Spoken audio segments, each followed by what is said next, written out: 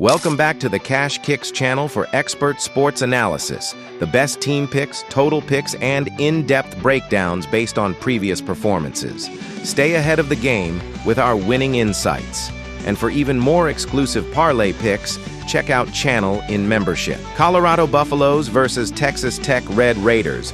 Colorado enters at 14-10 overall, 4-7 in conference play, fighting to climb out of the bottom tier of the Big 12 standings.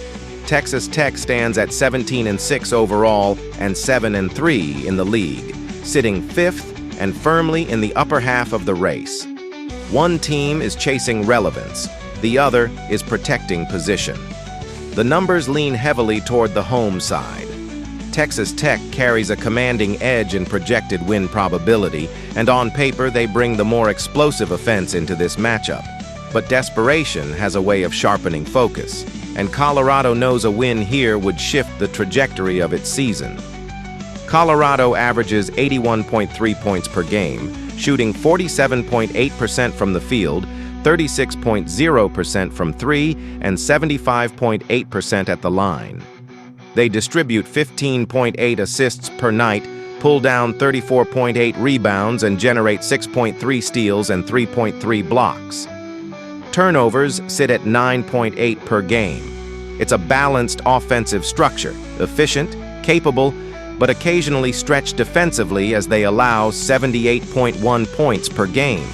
Texas Tech counters with 82.3 points per game while holding opponents to just 73.5, a significant defensive gap.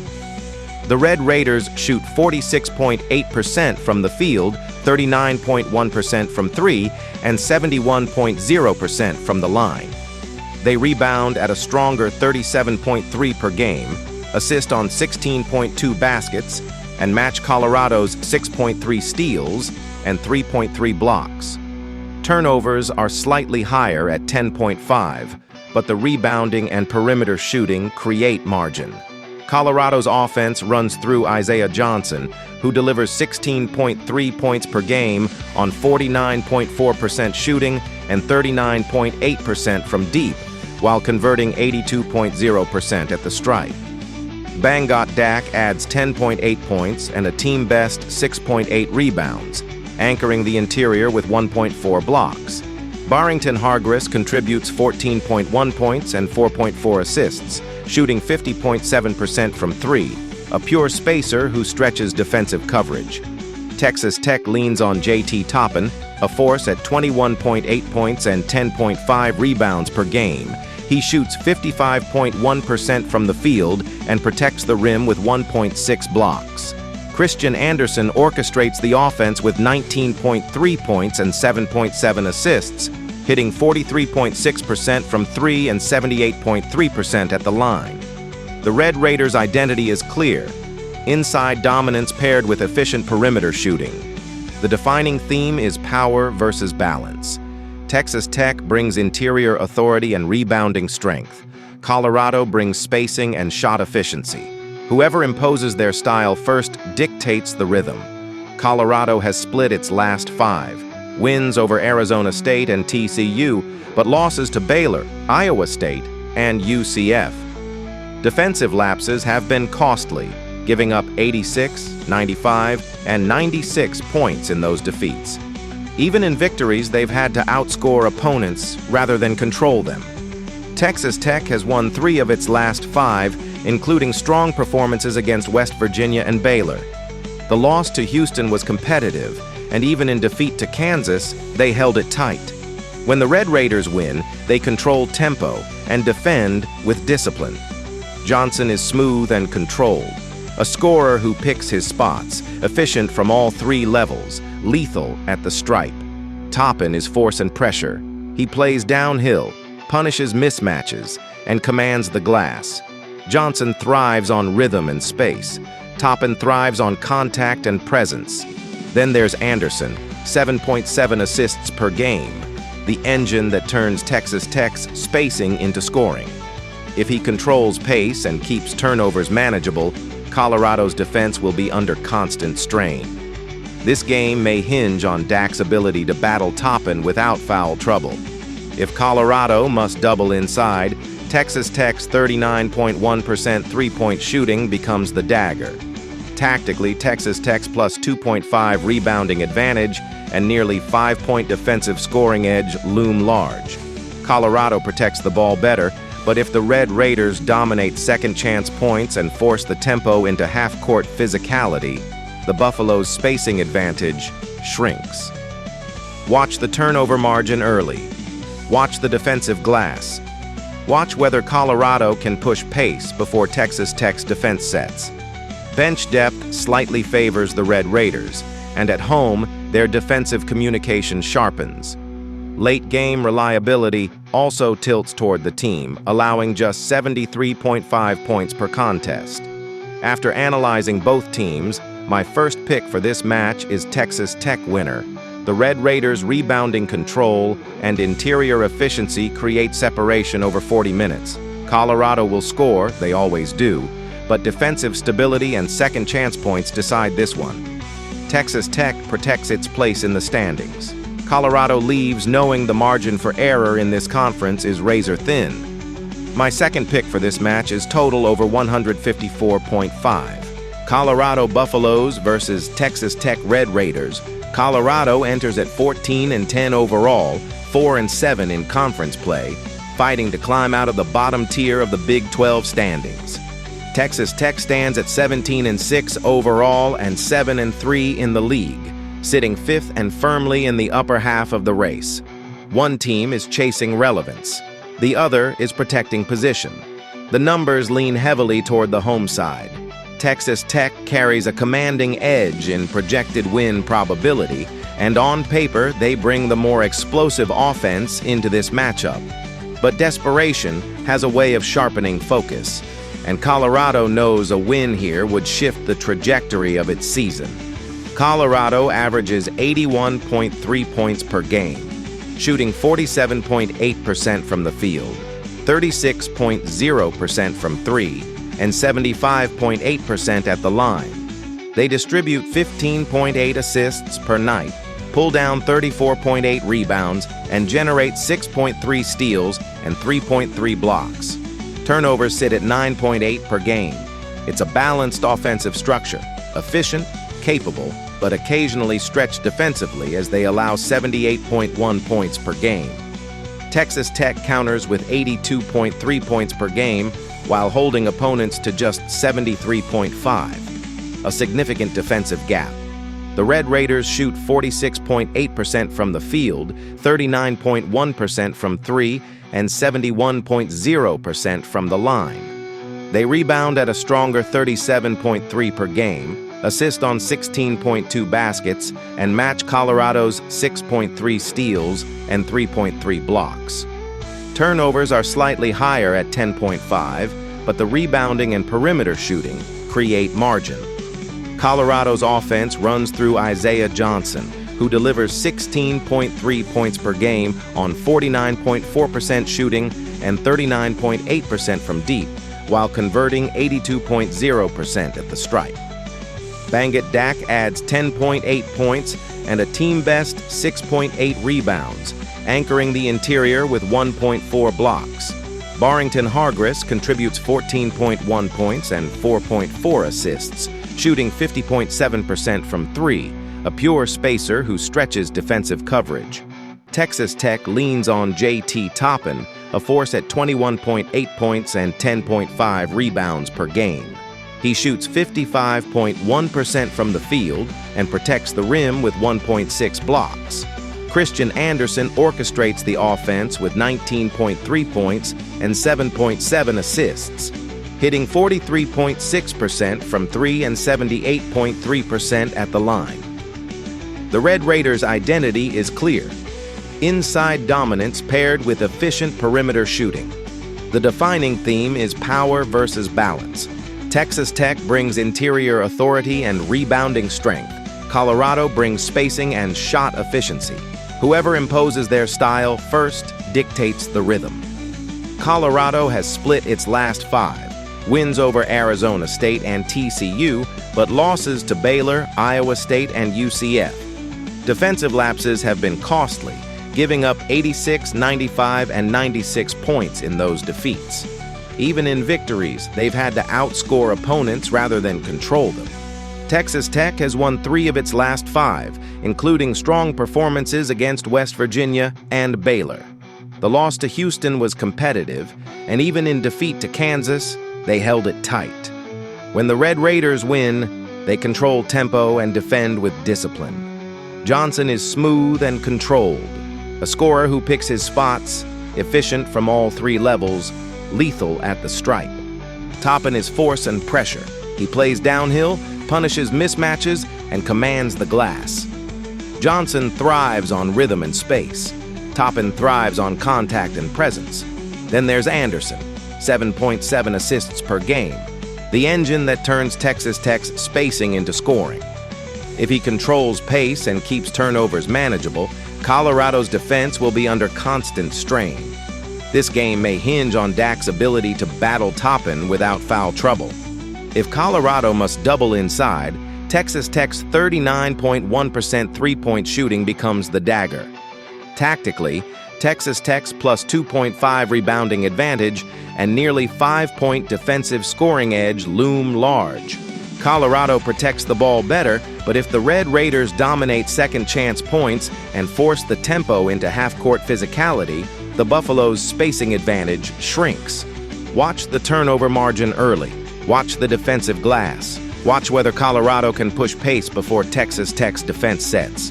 Bench depth slightly favors the Red Raiders, and at home, their defensive communication sharpens. Late-game reliability also tilts toward the team, allowing just 73.5 points per contest. After analyzing both teams, my first pick for this match is Texas Tech winner. The Red Raiders' rebounding control and interior efficiency create separation over 40 minutes. Colorado will score, they always do, but defensive stability and second-chance points decide this one. Texas Tech protects its place in the standings. Colorado leaves knowing the margin for error in this conference is razor thin. My second pick for this match is total over 154.5. Florida Gators versus Georgia Bulldogs. The stage is set in Athens. Florida arrives at 17-6 overall, 8-2 in conference play, sitting atop the SEC standings. Georgia stands 17-6 as well, 5-5 in league action, fighting to climb the middle tier. First place versus pursuit. Control versus pressure. Florida holds a clear edge in the projections at 67.7%, but numbers don't quiet a Stegeman Coliseum crowd. For the Gators, this is about protecting first place and tightening their grip on the SEC race. For Georgia, it's a chance to shake up the conference and deliver a statement win against the league leader. Florida averages 86.3 points per game, built on ball movement and interior presence. They shoot 46.9% from the field, 28.8% from 3, and 70.2% from the line. They distribute 16.3 assists per night and control the glass with 46.2 rebounds per game. Defensively, they allow just 71.2 points, generate 6.6 steals, and protect the rim with 5.3 blocks. Thomas Hoff leads the offense at 17.8 points per game on 47.6% shooting and 35.2% from deep, adding 6.4 rebounds and 2.0 assists. Ruben Chinyelu anchors the paint with 11.5 rebounds and 12.0 points while shooting 61.6%. Boogie Flan supplies balance, 11.3 points, 3.9 assists, and 2.0 steals, giving Florida pace and perimeter activity. Alex Condon contributes 13.4 points, 8.0 rebounds, and 1.5 blocks, reinforcing Florida's physical identity. Georgia counters with firepower. The Bulldogs score 91.9 points per game, one of the conference's most aggressive offenses, while shooting 47.0% overall, 32.0% from 3, and 74.8% at the line. They dish 14.9 assists, grab 40.4 rebounds, and force 8.8 steals per contest. Defensively, they allow 77.3 points but compensate with 6.9 blocks. Jeremiah Wilkinson leads at 17.1 points per game, hitting 41.9% from the field, 33.5% from three, and 77.6% from the stripe. Blue Kane adds 13.2 points with 89.1% free throw shooting. Marcus Millender orchestrates at 11.7 points and 3.6 assists, shooting 39.4% from beyond the arc. Inside, Somtochukwu Cyril supplies 9.5 points, 5.7 rebounds, and 2.7 blocks, the defensive backbone. The defining theme: Florida's rebounding strength and interior efficiency versus Georgia's tempo and perimeter pressure. Control versus explosion. Florida enters on a 4-1 stretch. Wins over Texas A&M 86-67, Alabama 100-77, South Carolina 95-48, and LSU 79-61 with a tight 76-67 loss at Auburn. They've defended at an elite level in that span, holding 3 opponents under 70 and scoring 95 or more twice. Efficiency is rising. Georgia is 2-3 in its last 5. A 83-71 win over LSU steadied them after losses to Texas A&M 92-77, Tennessee 86-85 overtime, and Texas 87-67. They've shown scoring capability but inconsistency late, surrendering 85 or more in 3 of those games. At the center of it all is Hoff versus Wilkinson. Hoff plays with measured balance, 17.8 points, efficient shooting, rebounding presence. He scores within structure. Wilkinson brings rhythm and shot-making flair, 17.1 per night with range and confidence. One thrives on controlled execution. The other feeds on momentum bursts. If Hoff controls tempo and Chinyelu dominates the glass, Florida's offense hums. If Wilkinson finds space early and Kane stretches the defense, Georgia can accelerate the pace. Tactically, Florida's edge lies in rebounding margin and interior depth. Their 46.2 boards per game against Georgia's 40.4 is not subtle. Second chances and defensive stops fuel transition control. Georgia must win the turnover battle. Their 8.8 steals per game against Florida's 11.7 turnovers presents opportunity. Watch the paint. Florida shoots efficiently inside, while Georgia relies on spacing and perimeter accuracy.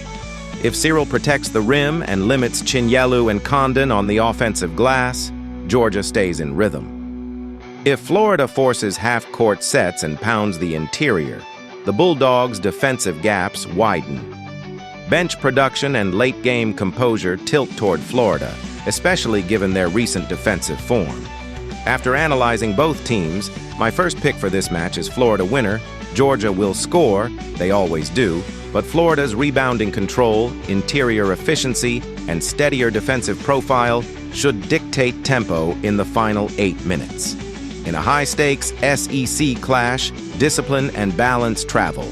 My second pick for this match is total over 163.5, UConn Huskies versus Butler Bulldogs. The stage is set in Indianapolis. Number 6 UConn arrives at 22-2 overall and 12-1 in the Big East, sitting atop the conference standings with St. John's just behind them. Butler stands 13-11 overall and 4-9 in league play, battling in the middle of the pack and trying to stabilize its postseason outlook. On paper, UConn controls the narrative. The matchup projection leans heavily toward the Huskies, nearly a 4-1 edge, but this is a conference road game inside Hinkle Fieldhouse, where tempo and toughness often decide more than rankings. For UConn, it's about separation at the top. For Butler, it's about relevance and resistance. UConn averages 79.3 points per game, while holding opponents to just 64.5. They shoot 49% from the field, distribute 18.3 assists a night, and generate 7.3 steals with 5.4 blocks. Their profile is balanced and efficient. Butler plays at a slightly faster scoring clip offensively, putting up 81.1 points per game, but allows 77.3. The Bulldogs shoot 45.6% from the floor, hit 33.8% from 3, and 70.4% from the free throw line. They rebound well at 38.7 per game and block 3.3 shots, but turnovers, 11.7 per game, and defensive consistency have fluctuated. Solo ball anchors UConn's offense at 14.0 points per game, shooting 40.7% from the floor and 85.4% at the line. Terrace Reed Jr. provides interior muscle with 14.0 points, 7.7 rebounds, and 2.0 blocks, while converting 64% from the field. Silas DeMary Jr. orchestrates with 6.1 assists and adds 11.2 points and 1.7 steals per game. UConn's structure is clear: spacing, ball movement, and rim protection. Butler counters with Finley Bizjack at 17.9 points per game on 44.8% shooting and 86% from the line. Michael Ajayi dominates the glass with 11.6 rebounds and adds 15.8 points while shooting 45.1%. He also contributes 3.1 assists, making him their connective piece. The Bulldogs lean on physical rebounding and perimeter rhythm, but their defense must withstand extended half-court execution. The defining theme is efficiency versus volatility. UConn's defensive discipline against Butler's scoring pace will shape everything. Recent form sharpens the contrast. UConn has won 4 of its last 5. Victories over Xavier, 92-60, Creighton, 85-58, Providence, 87-81, and Villanova, 75-67 overtime, with their only stumble a tight 81-72 loss to St. John's. They've tightened defensively, holding 3 of those opponents under 70 and showing composure late in close games. Butler has dropped 4 of 5. Losses to Marquette, Providence in double overtime, Georgetown, and St. John's. Their lone win in that span was an 87-76 performance against Marquette. The scoring remains competitive, but late-game defense has wavered, particularly in overtime and high-possession stretches. At the center of this game sits the duel between solo ball and Finley Bizjack. Ball plays with control, efficient, measured, operating within the offense. Bizjack attacks, higher usage, capable of shot creation, and steady at the stripe. Ajayi versus Reed Jr. in the paint may be even more decisive. Ajayi's 11.6 rebounds per game against Reed's 7.7 and shot-blocking presence. That interior collision could determine second-chance points and transition flow. Tactically, watch the glass and turnover margin. Butler rebounds well, but UConn's defensive structure limits easy looks. If DeMary Jr. controls tempo and keeps assists high while limiting turnovers, UConn averages 11.2 per game, the Huskies will dictate rhythm. Butler must stretch the floor, hit perimeter shots at a higher clip, and avoid stagnant possessions late in the clock. Bench depth and defensive communication favor UConn. They contest shots, rotate cleanly, and close possessions.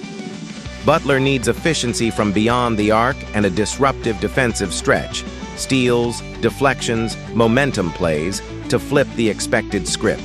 The X factor is shooting variance. If Butler's perimeter group heats up and Ajayi wins the rebounding margin decisively, the building comes alive. But if UConn keeps this in the half-court, forces contested jumpers, and controls the paint through Reed, the game tilts steadily in their direction. After analyzing both teams, my first pick for this match is UConn winner. The Huskies' defensive stability and shot efficiency should travel. Butler competes, rebounds, and keeps it within reach. But over 40 minutes, UConn's balance, scoring distribution, rim protection, and disciplined execution creates the separation. In a conference race tightening at the top, UConn reinforces its position with composure and control. My second pick for this match is total over 142.5. Michigan Wolverines versus Northwestern Wildcats.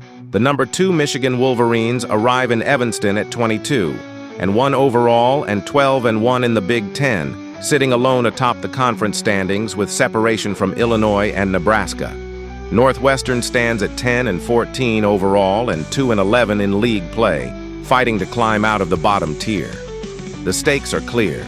Michigan is protecting first place and national positioning, while Northwestern is battling to salvage momentum on its home floor at Welsh Ryan Arena.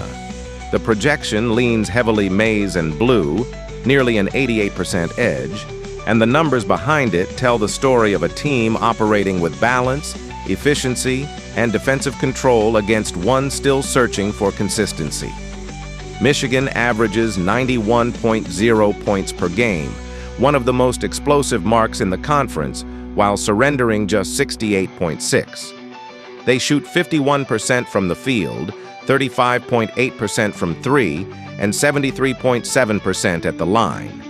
Add 41.8 rebounds, 19.3 assists, 6.2 steals, and 6.0 blocks per night, and it's a complete profile: efficient offense, rim protection, and ball movement that stresses every coverage.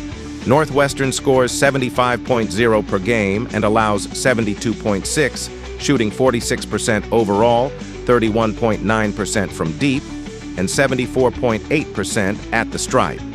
They collect 32.2 rebounds, 17.4 assists, 5.2 steals, and 3.7 blocks. The Wildcats can move the ball, but they give up size and interior presence, and their margin for error shrinks against elite offensive teams. The engine for Michigan is Yaxel Lendeborg, 14.3 points, 7.5 rebounds, 3.2 assists, shooting 50.5% from the field and 84.5% from the line. He's complemented by Adley Mara's interior force: 11.3 points, 6.9 rebounds, 2.7 blocks, 66.7% shooting, and Elliot Cadeau's orchestration: 9.9 points, 5.4 assists. This is layered offense: post scoring, playmaking, and perimeter balance. Northwestern counters with Nick Martinelli, pouring in 22.7 points and 6.4 rebounds per game on 52.3% shooting and a sharp 47.1% from three. Jaden Reed supplies 10.2 points and 5.1 assists, while Arrington Page adds 10.9 points and 4.7 boards with 55.9% efficiency. The Wildcats' scoring is top-heavy and perimeter-reliant. The defining theme is clear: Michigan's interior dominance and efficiency versus Northwestern's perimeter shot-making and star-dependent offense. Recent form sharpens the contrast. Michigan has won 5 straight: victories over Ohio State, 82-61, Penn State, 110-69, Michigan State, 83-71, Nebraska, 75-72, and another over Ohio State, 74-62. They're scoring freely and holding opponents under control defensively. The margins are comfortable. The rhythm is steady. Northwestern's last 5 tell a different story. Losses to Iowa, 76-70, Illinois, 84-44, Wisconsin, 76-62, and UCLA, 71-64, with a lone win over Penn State, 94-73. The offense has fluctuated, the defense has been stretched, and consistency has been elusive. The spotlight centers on Lendeborg versus Martinelli. Lendeborg operates with balance, scoring efficiently inside, rebounding in traffic, finishing through contact, and stepping confidently to the line. He doesn't force pace, he dictates it. Martinelli is more aggressive and perimeter-driven, lethal from deep and capable of carrying stretches with shot-making bursts. He averages nearly 23 a night and shoots over 47% from three, a pure scorer with rhythm potential. If Martinelli catches early fire, Northwestern gains belief. If Lendeborg controls the glass and paint, Michigan controls the game. Tactically, Michigan's 41.8 rebounds per game against Northwestern's 32.2 is a major fault line. Second chance points and transition runouts loom large. The Wolverines' 6.0 blocks and interior size challenge drives and mid-range attempts, forcing the Wildcats into tougher perimeter looks. Northwestern must space the floor, protect the ball, and convert threes at a high clip to keep pace. Turnovers are nearly even. Michigan at 12.3 per game, Northwestern at 8.3, giving the Wildcats one subtle edge in ball security. But Michigan's assist rate and efficiency tilt the half-court battle. The Wolverines' bench depth and defensive rotations allow them to sustain pressure for 40 minutes. The X factor is three-point variance. If Northwestern shoots well above its 31.9% average, the energy inside Welsh Ryan Arena could compress the margin. But if Michigan's interior presence neutralizes clean looks and Mara protects the rim, the talent gap widens quickly. Prediction: Michigan's balance and rebounding edge prove decisive. The Wolverines dictate tempo, dominate the paint, and gradually separate in the second half. After analyzing both teams, my first pick for this match is Michigan winner. Efficiency, depth, and defensive control carry the conference leader through. Another step in a season defined by precision and power. My second pick for this match is total over 150.5,